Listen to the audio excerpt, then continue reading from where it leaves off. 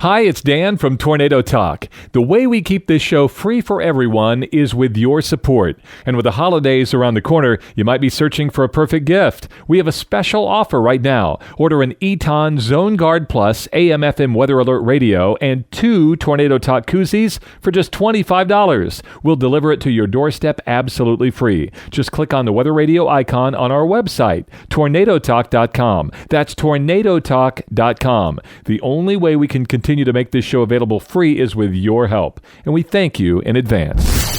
This is Tornado Talk, a podcast about one of nature's most fascinating phenomenon. Share your tornado story with us by email, Jen and Dan at tornadotalk.com. That's Jen and Dan at tornadotalk.com. Now, meteorologists Jennifer Naramore and Dan Holliday. Tornado Talk is on. The second largest tornado outbreak on record in the month of November. It was a day, I believe, in the morning in which we were upgraded to a high risk from the Storm Prediction Center. At least 76 tornadoes tear through 17 states. 36 people are killed, with 17 dead in Tennessee alone. There was a couple in the upper portion of their home, and as this tornado approached, the husband attempted to cover his wife, who was wheelchair bound. As he was doing this, the home was hit and he was killed by flying debris. Between Saturday afternoon, November 9th, and Monday, November 11th, 2002, widespread severe storms impacted thousands of residents and changed communities forever. And it went across several homes. And several homes over there were pretty much essentially demolished down to the foundation. This is Tornado Talk, Weekend of Warnings, a historical recap of a massive severe storm event from Veterans Day weekend 2002. In November, we think of cooler weather, Thanksgiving, and the start of the holiday season. It's not the time of year we worry about tornadoes. Forecasters refer to this as the second severe weather season. Michael Lewis is the warning coordination meteorologist at the National Weather Service in northern Indiana. There are truly two periods of time in our seasons that we have severe weather. We have a peak during the spring.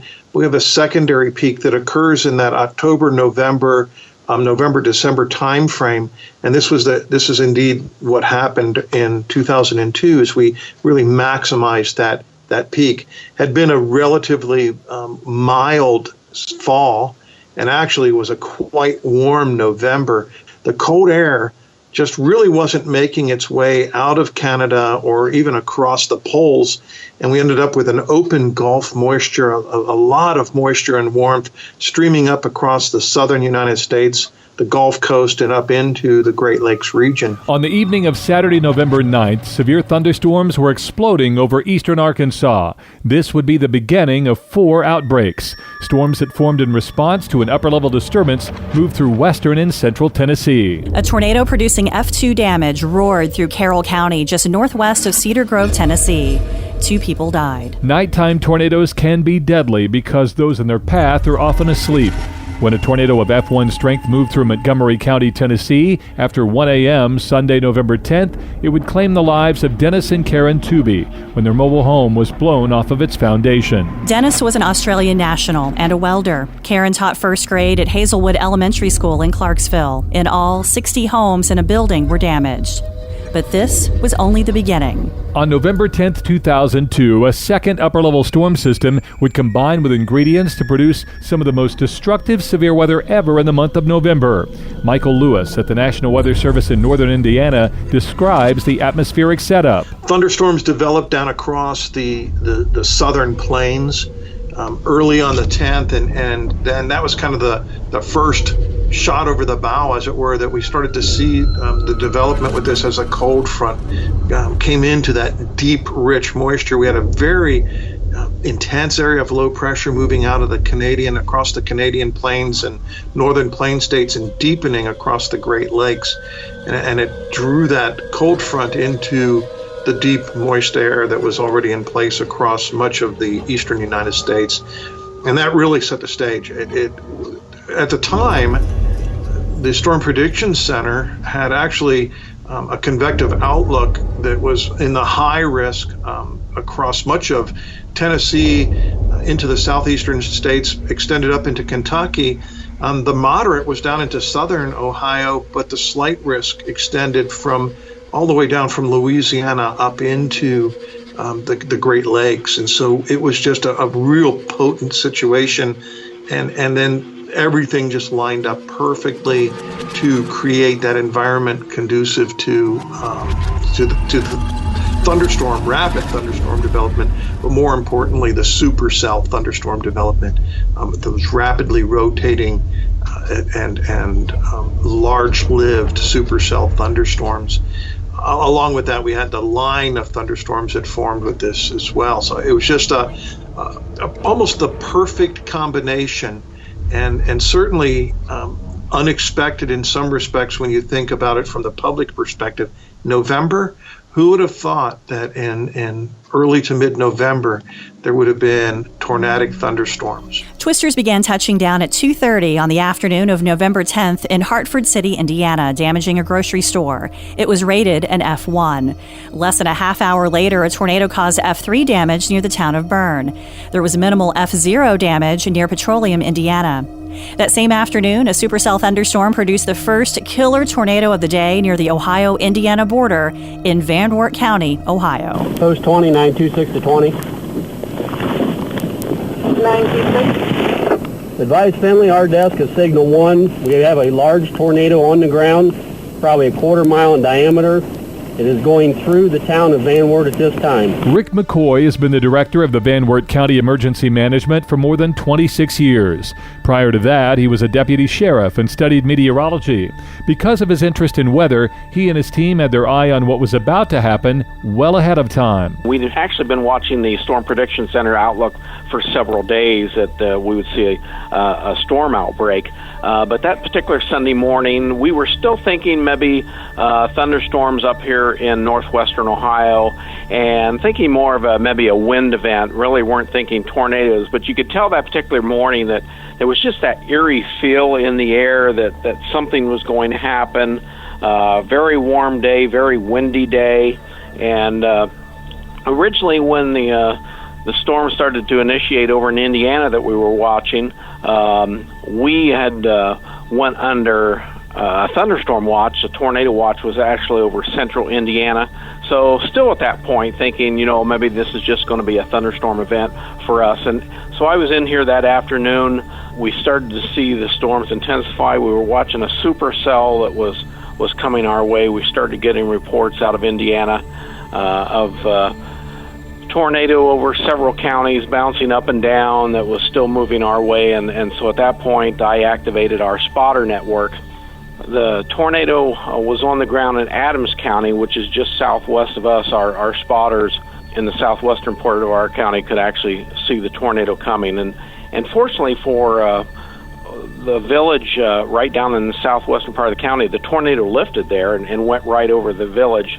And so at that point, I was pretty much thinking, maybe with Indiana and Ohio tornadoes, we'll see them touch down, but they usually won't be on the ground very long, and they'll go back up, and pretty much the storm will start to dissipate. And once I give that report to the Weather Service that the tornado had lifted as it entered my county, they advised that they were still very concerned because radar was showing that supercell was intensifying, that they expected we might see a tornado come back down. So as it was approaching Van Wert and spotters were giving me play-by-play action, I was putting out information to the public of where the tornado was. And at that time, we weren't using Facebook. We didn't have a text alert system. We completely relied on sirens and people with scanners listening to statements that I was putting out. And also, I have weather monitors in many of the factories within the county, the school buildings, our government facilities. So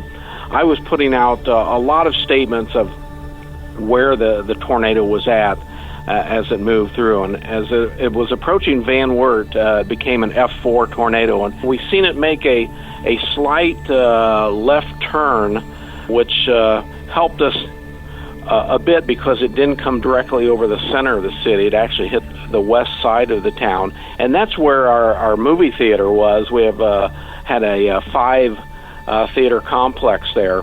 And of interest, and I knew this was going on and it was heading their direction, was Santa Claus 2 had just come out that weekend, so I knew it was a popular movie. It was going to be packed. There were going to be a lot of kids there. And with theaters, many times parents will drop their children off and leave them and then come back after the movie is over. So we were sort of in between movies, so a lot of people had left. Some had come in and some had dropped their kids off. And at the time the tornado was approaching, we had about 60 children and some adults in one of the theaters where the Santa Claus 2 was going to be playing.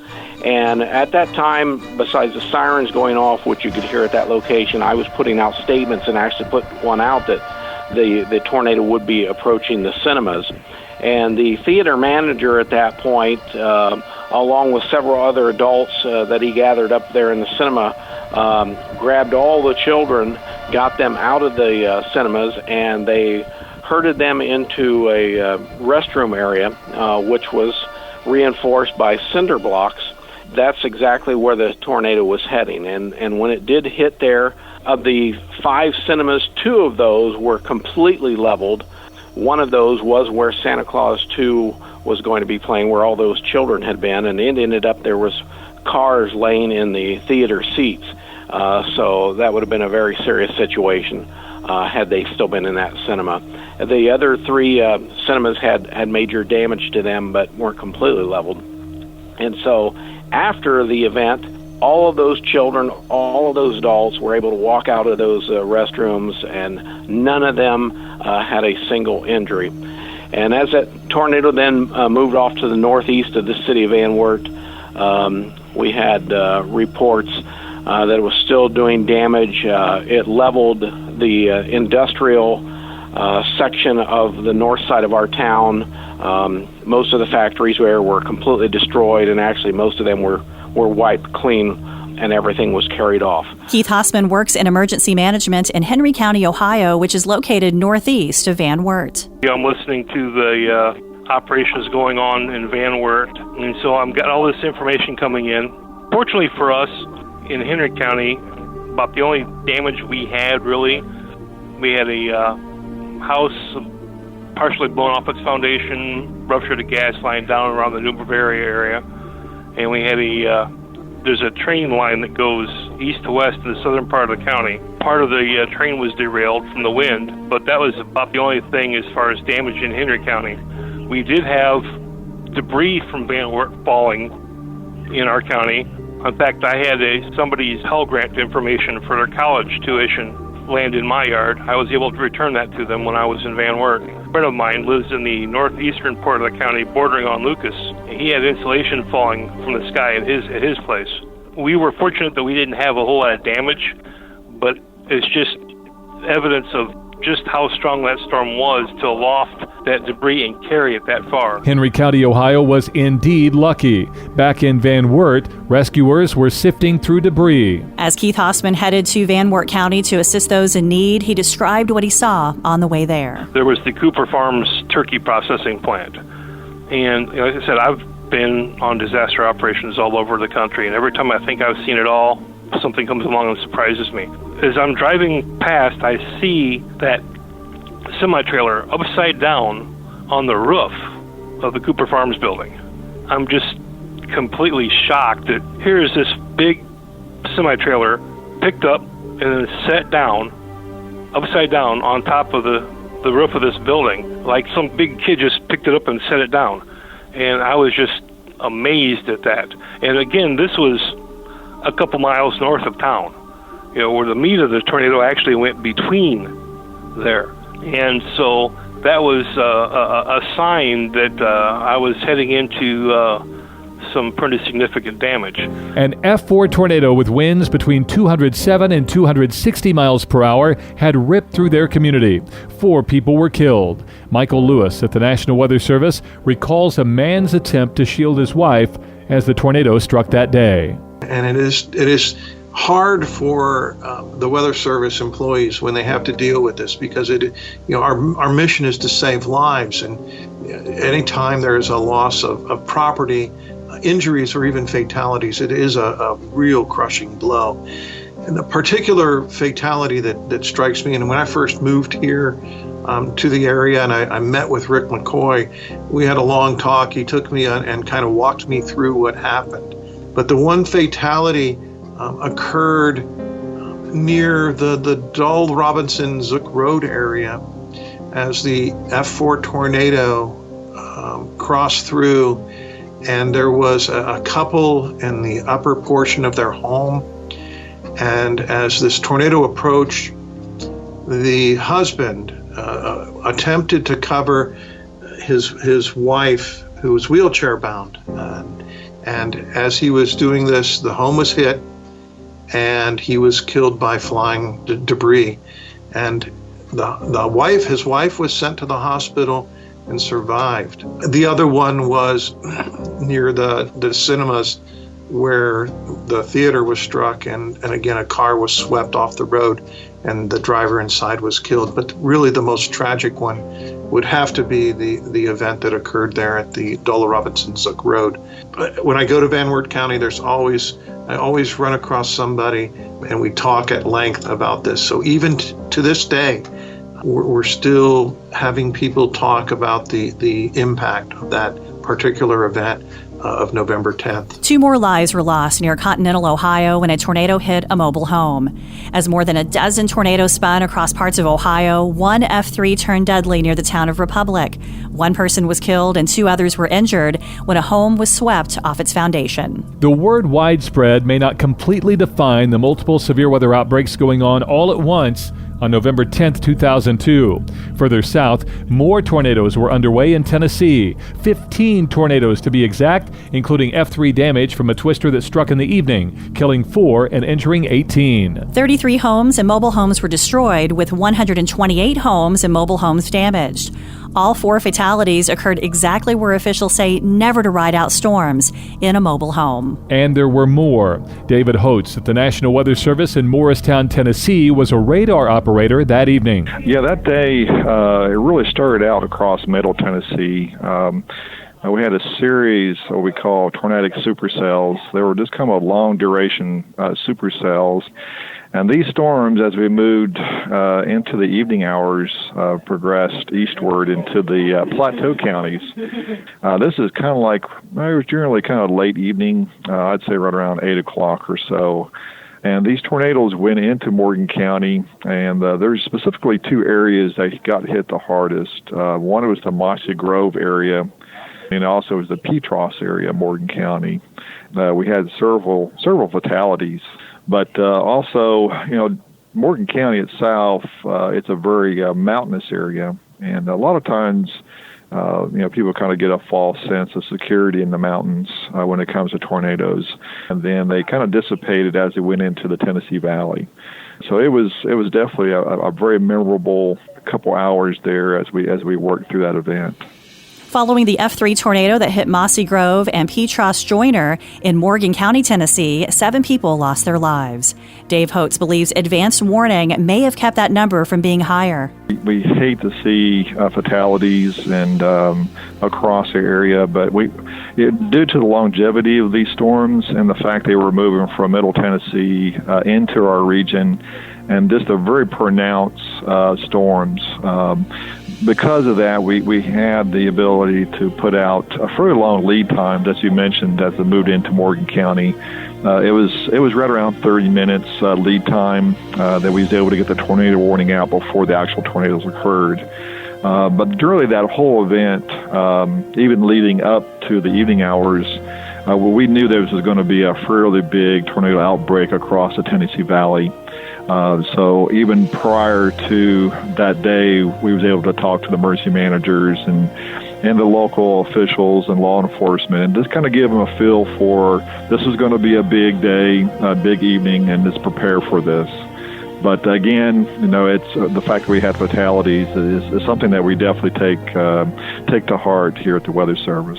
As tornadoes were spinning across the Ohio and Tennessee Valley, yet another outbreak of severe weather was underway further south in Mississippi. 3 different tornadoes moved through the Lowndes County area on the evening of Sunday, November 10th. The third, rated as an F1, and claimed a life near Crawford.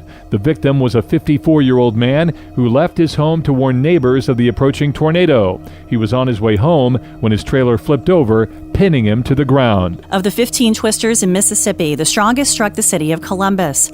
Dozens of homes and businesses, as well as a church, suffered F3 damage. At the church in Columbus, about 60 people were moved from an activities building into hallways after learning of the tornado warning. The roof of the activities building collapsed just minutes later. There were no fatalities in Columbus. Residents were not so lucky in Alabama. The perfect atmospheric setup was in place in the south, much like it was over a large part of the eastern U.S. Jerry Tracy is the meteorologist at WVTM-TV in Birmingham and remembers it well. Well, one of the things I remember about that day is that sometimes this happens before a tornado event. If you have kind of a capped atmosphere, you'll have a pretty clear sky for much of the period until things get going. And I remember that day being, number one, so warm outside. I can't remember the exact high temperature, but I think it was like 81 or 82.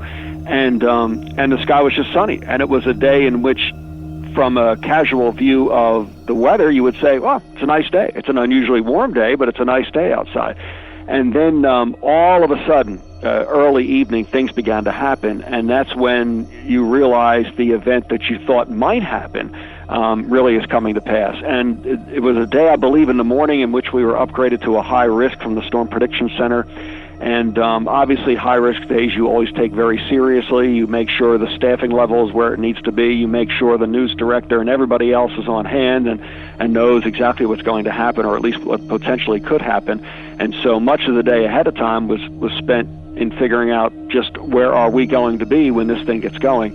And then into the event that evening, everything happened very quickly, and it wasn't a particularly long event, and unlike some of ours, which occur in two phases, this one pretty much occurred in one phase, and everything happened during the evening hours, I believe, between about 6:30 and about 2 or 3 o'clock in the morning. And once it got going, it was very fast and furious, and unfortunately, there were two very strong tornadoes, the tracks of which were very close to one another. And that does happen once in a while in Alabama, and it happened in this one. Both storms originating, I believe, in Fayette County and then moving northeast of there. Multiple tornadoes struck Alabama, affecting Carbon Hill and Saragossa. And those were the two that tracked so close together, only a few miles apart, both in the origination point and in the actual tracks. Although the second storm certainly did go a lot further. I believe its length was something like 70, 75 miles on the ground. It was a very wide storm, too, 1,100 yards wide, or something just over 1,000.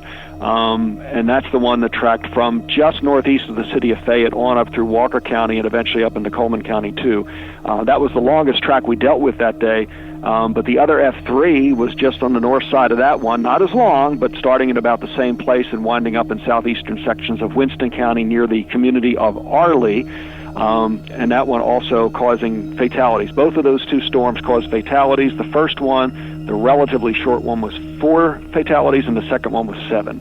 In all, 3 different tornadoes claimed 12 lives in Alabama. With Veterans Day on Monday, November 11th, the mood was different than normal. Jerry Tracy says the community came together to not only recognize those who served our country, but those who suffered losses from the storm. There were a lot occurring because it was Veterans Day, and in Birmingham we have one of the biggest Veterans Day parades in the country, and that occurred the next day. And obviously, a lot of what had been planned was changed because of this terrible event occurring the night before, and there was a lot of collection, a lot of collection of foodstuffs and things like that the next day to get out to these people who were in desperate need. I know as a TV station we were planning to do the parade live, and we still did, but your focus was not what it would have been. It would have been totally on the tremendous service that our vets do for us, but we also had to think about people who were suffering very badly in areas that were only a little bit west and especially northwest of the city of Birmingham. I remember a lot of people and a lot of groups coming together the next day on Veterans Day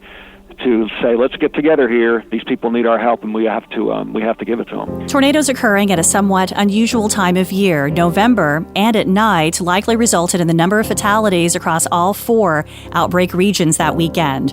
But in 2002, communication and technology were much different than today. There was a real limit of instantaneous communications. We had internet, but we really didn't have a lot of the interfaces to directly and routinely remain in contact using internet.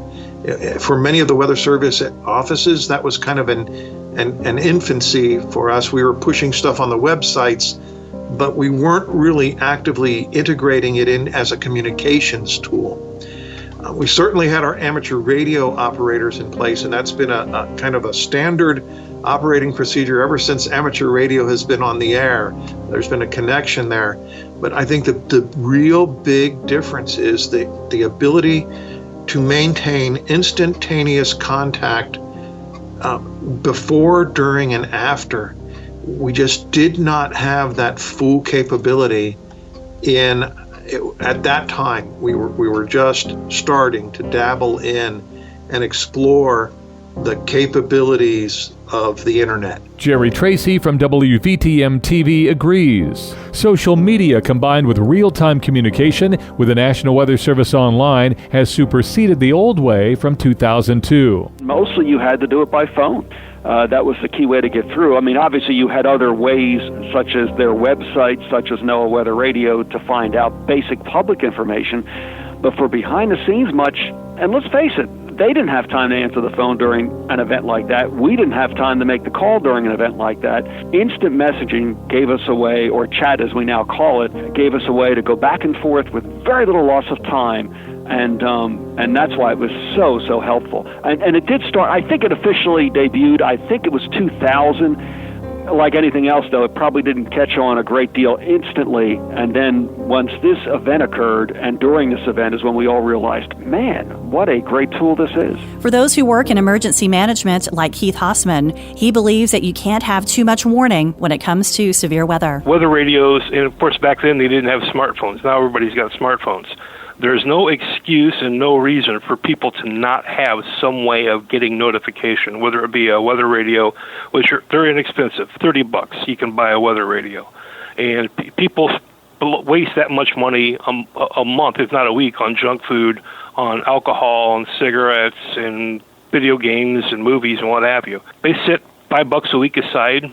Out of that, they can pay for a weather radio in no time at all. They make great housewarming gifts. You know, somebody gets a new house, a new apartment, or whatever, buy them a weather radio. I'm a firm believer in people having that sort of tool at their disposal. I have 2 weather radios at my house, one downstairs and one upstairs. I don't like to be anywhere and not have some kind of notification of what's going on. It may save somebody's life.